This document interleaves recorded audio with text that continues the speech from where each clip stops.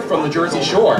You may be familiar with some of my work on The Weigh-In, a boxing website. I'm also the co-author of the upcoming boxing book on the history of the city. My co-author is also on the panel today, John DiSanto. He's the first person I'd like to introduce. John DiSanto is the founder of PhillyBoxingHistory.com. He's also the chairman of the Pennsylvania Boxing Hall of Fame. We also have Dave Weinberg. He's a longtime boxing journalist who served as the primary boxing writer for the Press of Atlantic City for over 30 years. Over the years, he has won numerous awards for his outstanding coverage of the sport from the Boxing Writers Association. He's a member of both the New Jersey Boxing Hall of Fame and the Atlantic City Boxing Hall of Fame. We also have Mr. Dave Bontempo. He's a journalist and broadcaster. He works for the HBO's International Division, Showtime, Madison Square Garden, and many other syndicated outlets throughout the years. He's a recipient of the Sam Taub Award for Excellence in Broadcasting from the Boxing Writers Association of America. He is also a member of the New Jersey Boxing Hall of Fame and the Atlantic City Boxing Hall of Fame. Very well-known matchmakers, worked for a number of promotions over the years. Eric's really been on the front lines of some of these big fights that we've seen. He's a member of the next member of the panel really needs no introduction in this area. J. Russell Peltz is a boxing promoter from Philadelphia. Peltz promoted his first boxing match on September 30th, 1969 at the age of 22 years old. The card was held at the legendary Blue Horizon and featured the iconic Philadelphia middleweight Benny Briscoe. Since then, Peltz has promoted hundreds of fights, which featured Boxing Hall of Famers such as Jeff Chandler, Matthew Saad Muhammad, George Benton, and Marvelous Marvin Hagler. He was inducted into the Inner New York in 2004. Gentlemen, welcome.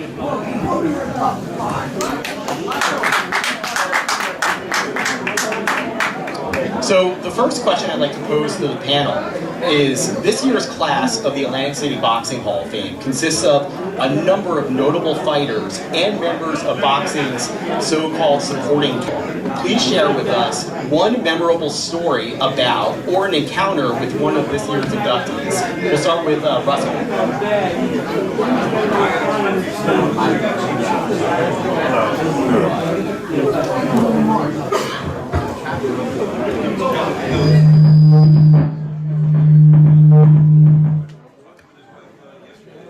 Hello. Does Tony Thornton count? No, seriously. That's this year? Yeah. Okay, I'll tell you my book. Tony Thornton was a terrific fighter, but he was a better person. And after the world title challenge to James Toney in 1993, he took off for a year. And I never believed in pushing a fighter back into the gym. He called me in the summer of 1994 and told me the two Philadelphia lawyers wanted to sign him to a management contract because I had no juice left. That was their term. So I said to Tony, for yourself, I don't want anything, because we never had a contract between us, just our handshake. I said, you get $5,000 from them, I'll walk away.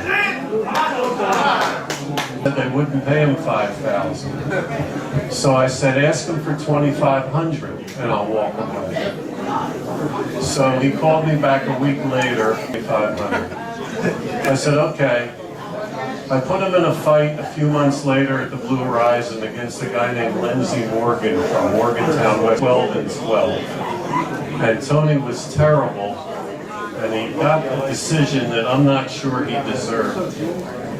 So I brought him back a month out every single show at the Blue Horizon. And the fans started calling me and saying, why do we have to watch Tony Thornton again? Anyway, Tony Thornton fought a kid out of Long Island named Darren Zenner for the vacant USBA title. And he looked sensational. He knocked Zenner out in the second round, and within a few months, he became the mandatory challenger for Roy Jones, for which he got his biggest payday, which was $250,000. He went into the fight with a bad hand, but he wasn't going to beat Roy Jones anyway. But when it was all over, he retired. I thought about those two Philadelphia lawyers who wouldn't pay him $2,500 for his contract. I think they missed out. John DiSanto? Still had your juice. Well, I would say I'll tell a story about Felix Trinidad. And it's not that I met him. I've met him, you know, different things, but he was always one of my favorite fighters. But, you know, he fought Bernard Hopkins and he fought David Reed, so I always had a conflict. I'm rooting for those guys, but I love Trinidad as well. But I went out to Las Vegas when he fought David Reed. And one of the cool things about going to Vegas was you can bet on the fights. Now that doesn't mean anything now because you can do it from your living room. But then you go to the Caesar's Palace and they have the big board with, you know, the odds, but then the odds on each of the rounds. And I thought, I'm going to bet on this. I had struck gold on the second Oscar De La Hoya Chavez fight. I actually won a bet. So I was really psyched up. And I looked at the board and I said, Trinidad's going to win this fight. But he almost always gets me. The chances are David Reed early and Trinidad late. So I looked at the things and I put a bet on David Reed in the third round. The odds were nice, so probably 20 to 1 or something like that. And I put a bet on Felix Trinidad to win in the 11th round. So I'm watching the fight, third round comes, boom, Trinidad goes down. I'm like, oh my God, you know, I love Trinidad, but stay down. And then, you know, he got up. And then they fought on and, you know, he started to take over the fight. In round 11, he dropped Reed 3 times. Like, I love David Reed, but I'm like, stay down. But he got up, and it went to the decision. But so it was a super exciting thing that, you know, I'd only experienced when I would go to Las Vegas for fights. So a lot of great nominees are inductees this year, but that's my story about Felix Trinidad. Dave Bontempo. Okay, can you hear me? Oh. Change mics, thank you very much. Great to see everybody, and I love to see how the Hall of Fame is growing year by year. And a personal story that touches, when I think of the birth of Atlantic City boxing and someone like a Simon Brown coming up into Atlantic City at the Tropicana, and what that meant at that time to have people like this come up, to see fighters on their way up, fighting at the Tropicana week by week, fighting in Atlantic City when Atlantic City revolutionized boxing and became the boxing capital of the world, challenging Las Vegas. There's something wonderful about the birth of something and an era that you see at the very start. And these guys, Simon and many fighters coming through Atlantic City at that time, were part of what has led us to today because of what Atlantic City has meant in the world of boxing. So between the boxing of the Tropicana, between networks being here, and way over 100 fights at Atlantic City in 1982, there were different tenets of that, and the Tropicana aspect was one of them, and the Philadelphia Fighters brought by Russell Peltz was another one that we could come and see these fighters compete here.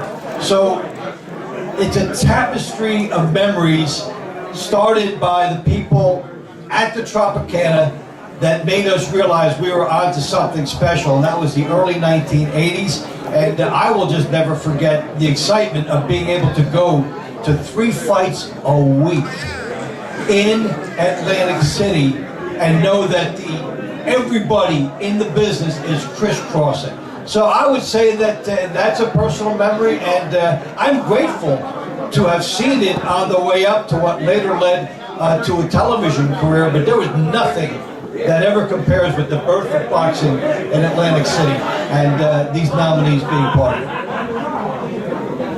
Hey, Weinberg. Hello everyone, thanks for stopping by. I don't know if he's in the class of 2020 or 21, but Cali Pavlik's arrival in Atlantic City was really stood out for me. When he fought Jermaine Taylor for the world title for the first time here, no one really gave him a shot. I remember going to some people and thinking that this was kind of a gross mismatch. Even though Cali had an outstanding record, Jermaine had never been beaten, had beaten Bernard Hopkins, and oh, he's standing over there. It was one of the most thrilling fights I had ever seen. Cali was in real trouble in the first round. Jermaine was just unloading on him, and the crowd was wondering if this was going to be like another, first round stoppage. To his credit, referee Steve Smoger, also from the area and a member of the Hall of Fame, kind of knew what Kelly's background was like, and that he'd be able to rally. So he let the fight continue. Kelly went on to stop Jermaine in the seventh round, I believe, with the world title. But more importantly, just the fact that where Kelly came from and the backing that he had in Youngstown, Ohio. I took a couple trips out there just to see, to visit with Kelly and the fans, and the support he had. We saw busloads of people coming in with Ghost t-shirts on, which is his nickname, and it was just a fantastic experience. I mean, he had some downtimes in Atlantic City as well, but I always remember all the experiences as a fantastic time for boxing in Atlantic City. Eric Bottjer. Hello, for those who are listening, Both of you. Russell told a quick story about Tony Thornton, but I know from being in the business that if they had taken that $2,500, he never would have fought Roy Jones, that's for sure. So, constantly having juice. Mark Abrams is a publicist, is being inducted, and I met Mark in Las Vegas at a bar, where back in the day I was there at the bar a lot. And he asked me so many questions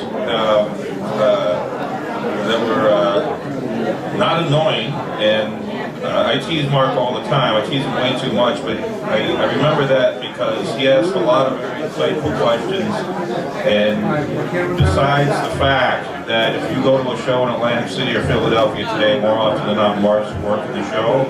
Besides that fact, what I took from that is like everyone up here, myself included, is like Mark, in that we're fans, almost first. And this is a business for us. We make our living in it, but what we all have in common is that we're fans, like you guys.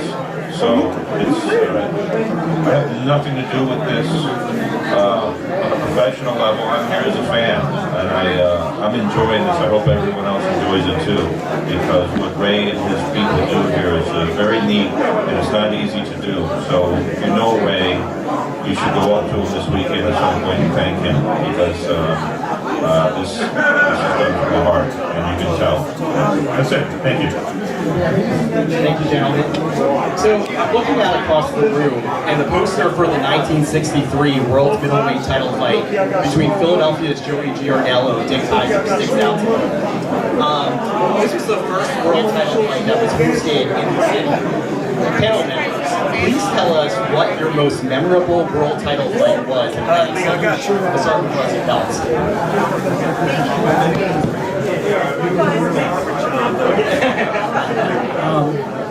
Well, one that really comes to mind is in '89, Roberto Duran fought at Weinberg, and I was a big Duran fan. I also loved Barkley, but I was really worried about that fight because Roberto was getting up there. Photo with you.